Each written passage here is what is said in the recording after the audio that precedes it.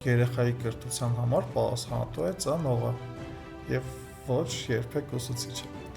Եթե մենք զգում ենք պակաս, այսինքն զգում ենք, որ կարող ենք ավելին անել, քան հիմա անում ենք, հենց հանրակրթության ոլորտում հայտնվելը կարող է լինել այդ ավելին։ Այսինքն տղամարդիկ ոչ միայն պիտի մտնեն դպրոց որպես մանկավարժ, այլ նաև մասնակցեն իրենց երեխաների կրթությանը։ Որպես ծնող պետք է մտնեն իրենց երեխաների կյանքի, եթե մի քիչ կոպիտ ձևակերպենք, դա տեստավորման արդյունքից կախված է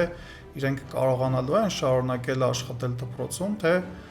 դուրս են մնալու դպրոցից, այսինքն զրկվելու են իրենց ընտանիքի միակ եկամուտի աղբյուրից։ Այս առումով ինձ թվում է գնահատման մեթոդաբանությունը մի քիչ երկրորդային խնդիր է, առաջնային խնդիրը դրա նկատմամբ վերաբերմունքն է։